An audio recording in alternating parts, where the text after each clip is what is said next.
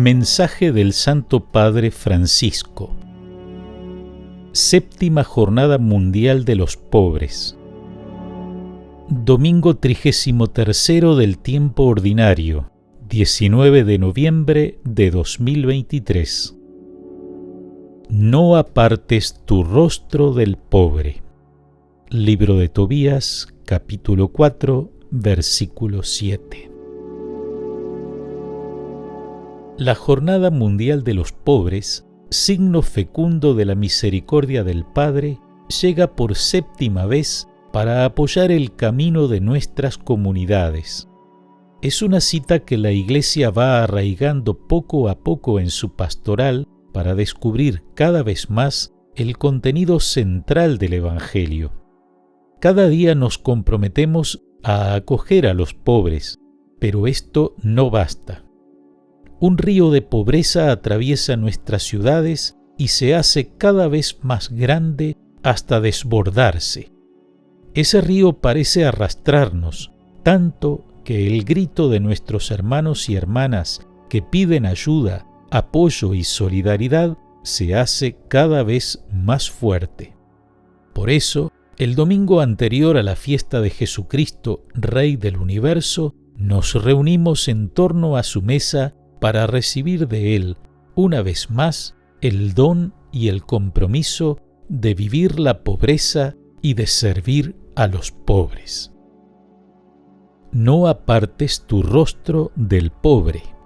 Esta palabra nos ayuda a captar la esencia de nuestro testimonio. Detenernos en el libro de Tobías, un texto poco conocido del Antiguo Testamento, fascinante y rico en sabiduría, nos permitirá adentrarnos mejor en lo que el autor sagrado desea transmitir. Ante nosotros se despliega una escena de la vida familiar. Un padre, Tobit, despide a su hijo Tobías, que está a punto de emprender un largo viaje. El anciano teme no volver a ver a su hijo y por ello le deja su testamento espiritual.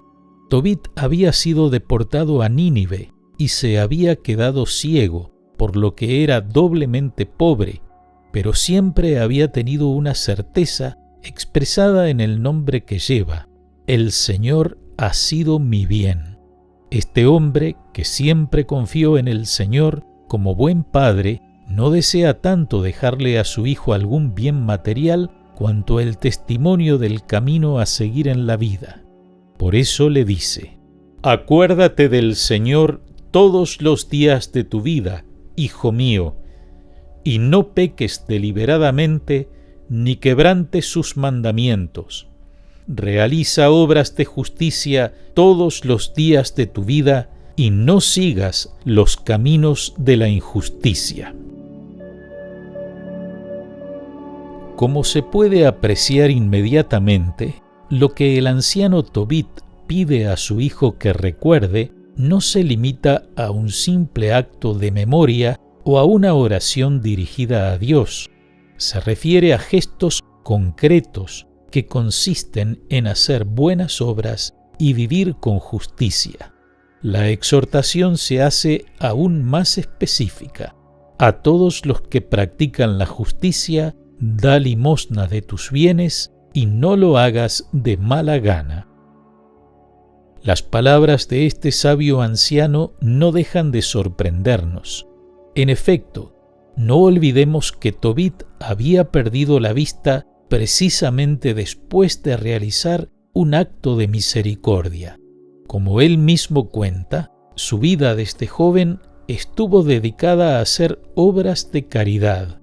Hice muchas limosnas a mis hermanos y a mis compatriotas deportados conmigo a Nínive, en el país de los asirios. Daba mi pan a los hambrientos, vestía a los que estaban desnudos y enterraba a mis compatriotas cuando veía que sus cadáveres eran arrojados por encima de las murallas de Nínive. Por su testimonio de caridad, el rey lo había privado de todos sus bienes, dejándolo completamente pobre. Pero el Señor aún lo necesitaba. Habiendo recuperado su puesto como administrador, no tuvo miedo de continuar con su estilo de vida. Escuchemos su relato, que también nos habla hoy a nosotros. En nuestra fiesta de Pentecostés, que es la santa fiesta de las 7 semanas, me prepararon una buena comida y yo me dispuse a comer. Cuando me encontré con la mesa llena de manjares, le dije a mi hijo Tobías: «Hijo mío, ve a buscar entre nuestros hermanos deportados en Nínive a algún pobre que se acuerde de todo corazón del Señor y tráelo para que comparta mi comida. Yo esperaré hasta que tú vuelvas». Sería muy significativo si en la jornada de los pobres esta preocupación de Tobit fuera también la nuestra. Invitar a compartir el almuerzo dominical después de haber compartido la mesa eucarística. La Eucaristía celebrada sería realmente criterio de comunión. Por otra parte, si en torno al altar somos conscientes de que todos somos hermanos y hermanas, cuánto más visible sería esta fraternidad compartiendo la comida festiva con quien carece de lo necesario. Tobías hizo como le había dicho su padre, pero regresó con la noticia de que habían asesinado a un pobre y lo habían abandonado en medio de la plaza. Sin vacilar, el anciano Tobit se levantó de la mesa y fue a enterrar a aquel hombre. Al volver a su casa, cansado, se durmió en el patio. Sobre los ojos le cayó estiércol de unos pájaros y se quedó ciego. Ironía de la suerte. Haces un gesto de caridad y te sucede una desgracia. El hecho nos lleva a pensar así, pero la fe nos enseña a ir más en profundidad. La ceguera de Tobit será su fuerza para reconocer aún mejor las numerosas formas de pobreza que le rodeaban. Y el Señor se encargará a su tiempo de restituir al anciano padre la vista y la alegría de volver a ver a su hijo Tobías. Cuando llegó ese día, Tobit lo abrazó llorando y le dijo: «Te veo, hijo mío, luz de mis ojos». Y añadió: «Bendito sea Dios, bendito sea su gran nombre, benditos sean todos sus santos ángeles, que su gran nombre esté sobre nosotros. Benditos sean los ángeles por todos los siglos, porque él me había herido, pero ahora veo a mi hijo Tobías».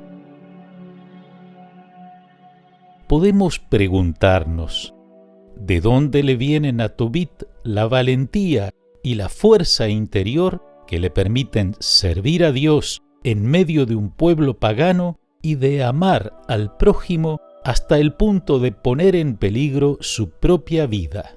Estamos frente a un ejemplo extraordinario.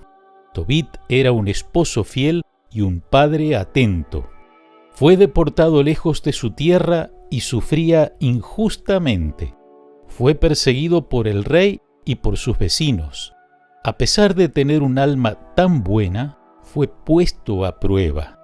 Como a menudo nos enseña la Sagrada Escritura, Dios no les evita las pruebas a los que hacen el bien. ¿Cómo es posible? No lo hace para humillarnos, sino para afianzar nuestra fe en Él. Tobit, en el momento de la prueba, descubre su propia pobreza, que lo hace capaz de reconocer a los pobres. Es fiel a la ley de Dios y observa los mandamientos, pero esto no le es suficiente. La atención efectiva hacia los pobres le era posible porque había experimentado la pobreza en su propia carne.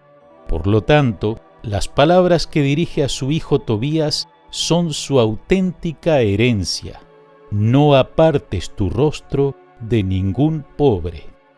En definitiva, cuando estamos ante un pobre, no podemos volver la mirada hacia otra parte, porque eso nos impedirá encontrarnos con el rostro del Señor Jesús.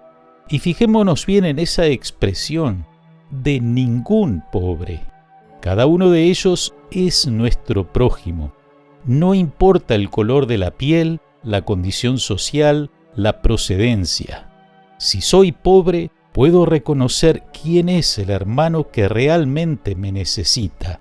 Estamos llamados a encontrar a cada pobre y a cada tipo de pobreza, sacudiendo de nosotros la indiferencia y la banalidad con las que escudamos un bienestar ilusorio. Vivimos un momento histórico que no favorece la atención hacia los más pobres. La llamada al bienestar sube cada vez más de volumen, mientras las voces del que vive en la pobreza se silencian. Se tiende a descuidar todo aquello que no forma parte de los modelos de vida destinados sobre todo a las generaciones más jóvenes, que son las más frágiles frente al cambio cultural en curso. Lo que es desagradable y provoca sufrimiento se pone entre paréntesis, mientras que las cualidades físicas se exaltan como si fuera la principal meta a alcanzar. La realidad virtual se apodera de la vida real y los dos mundos se confunden cada vez más fácilmente. Los pobres se vuelven imágenes que pueden conmover por algunos instantes, pero cuando se encuentran en carne y hueso por la calle, entonces intervienen el fastidio y la marginación. La prisa, cotidiana compañera de la vida, impide detenerse, socorrer y hacerse cargo de los demás. La parábola del buen samaritano no es un relato del pasado, interpela el presente de cada uno de nosotros. Delegar en otros es fácil. Ofrecer dinero para que otros hagan caridad es un gesto generoso, pero la vocación de todo cristiano es implicarse en primera persona. Agradecemos al Señor porque son muchos los hombres y mujeres que viven entregados a los pobres y a los excluidos y que comparten con ellos. Personas de todas las edades y condiciones sociales que practican la acogida y se comprometen junto a aquellos que se encuentran en situaciones de marginación y sufrimiento. No son superhombres, sino vecinos de casa que encontramos cada día y que en el silencio se hacen pobres y con los pobres. No se limitan a dar algo, escuchan, dialogan, intentan comprender la situación y sus causas para dar consejos adecuados y referencias justas. Están atentos a las necesidades materiales y también espirituales, a la promoción integral de la persona. El reino de Dios se hace presente y visible en este servicio generoso y gratuito.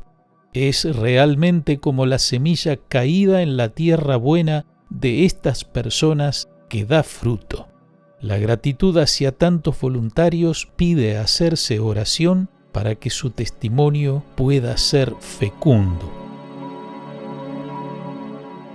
En el 60 aniversario de la encíclica Pacem in Terris, es urgente retomar las palabras del Santo Papa Juan XXIII cuando escribía: observamos que el hombre tiene un derecho a la existencia, a la integridad corporal, a los medios necesarios para un decoroso nivel de vida, cuales son principalmente el alimento, el vestido, la vivienda, el descanso, la asistencia médica y finalmente los servicios indispensables que a cada uno debe prestar el Estado, de lo cual se sigue que el hombre posee también el derecho a la seguridad personal en caso de enfermedad, invalidez, viudez, vejez, desempleo y por último cualquier otra eventualidad que lo prive sin culpa suya de los medios necesarios para su sustento.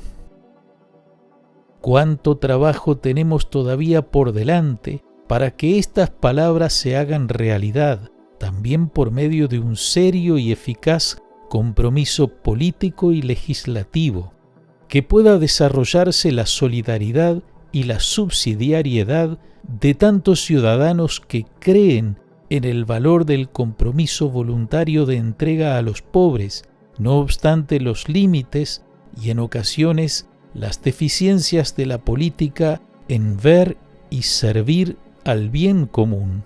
Se trata ciertamente de estimular y hacer presión para que las instituciones públicas cumplan bien su deber, pero no sirve permanecer pasivos en espera de recibir todo desde lo alto. Quienes viven en condiciones de pobreza también han de ser implicados y acompañados en un proceso de cambio y de responsabilidad. Lamentablemente, debemos constatar una vez más nuevas formas de pobreza que se suman a las que se han descrito anteriormente. Pienso de modo particular en las poblaciones que viven en zonas de guerra, especialmente en los niños privados de un presente sereno y de un futuro digno. Nadie podrá acostumbrarse jamás a esta situación. Mantengamos vivo cada intento para que la paz se afirme como don del Señor resucitado y fruto del compromiso por la justicia y el diálogo. Tampoco puedo olvidar las especulaciones que en diversos sectores llevan a un dramático aumento de los costos que vuelven a muchísimas familias aún más indigentes.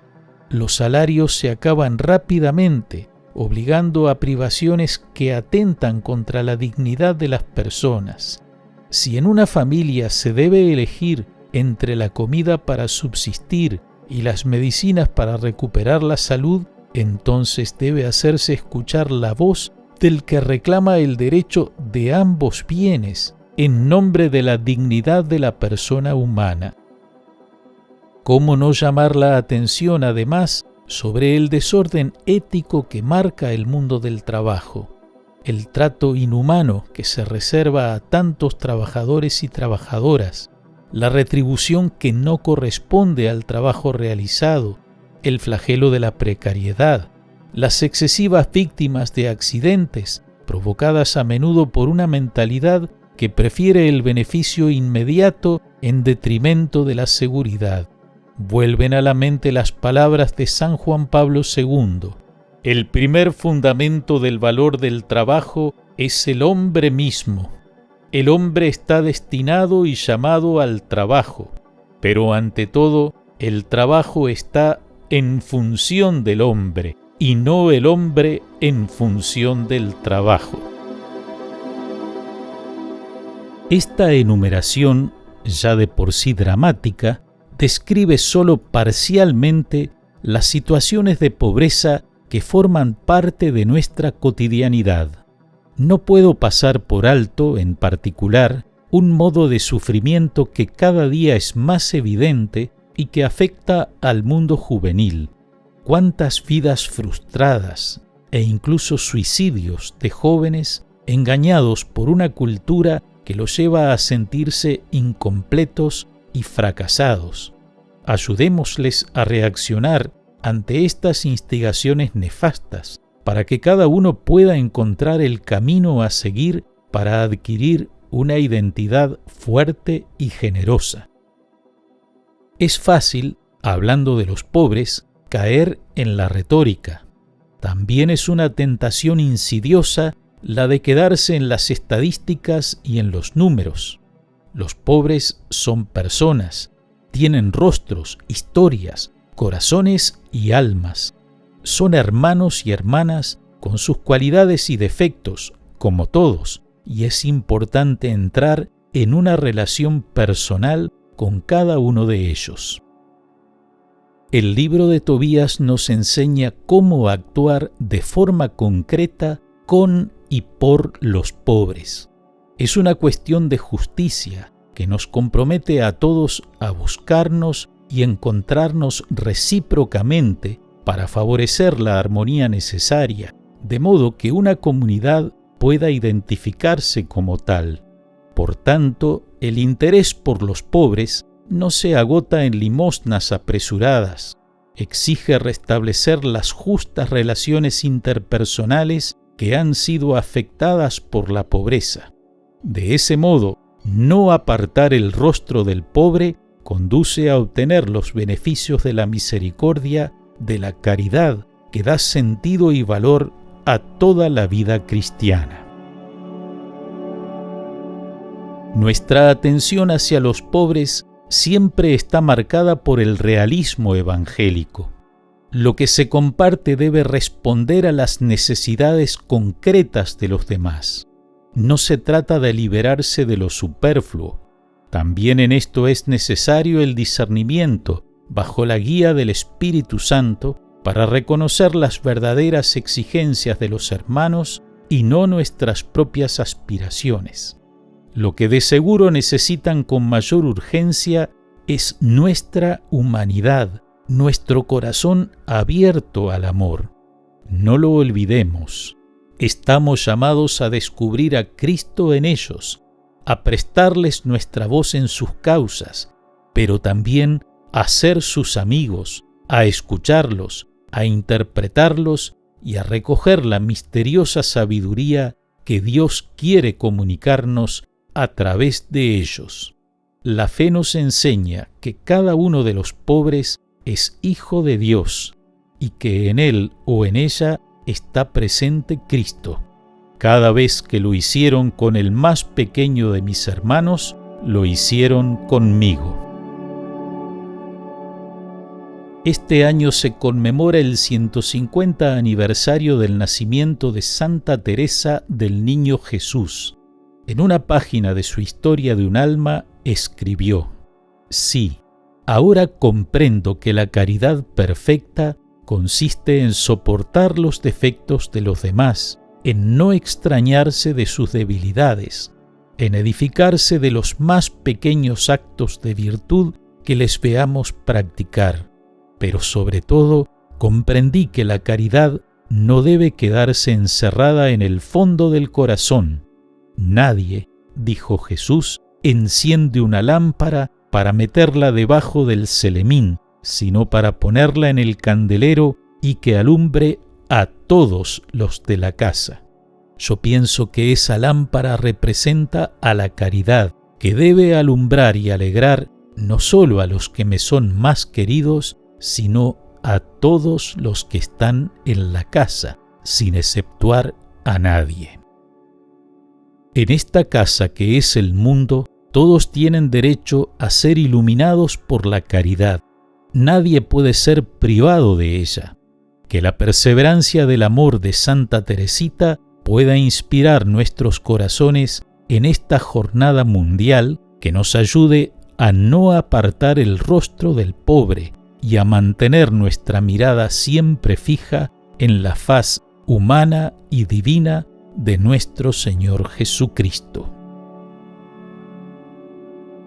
Roma, San Juan de Letrán, 13 de junio de 2023, memoria de San Antonio de Padua, patrono de los pobres. Francisco.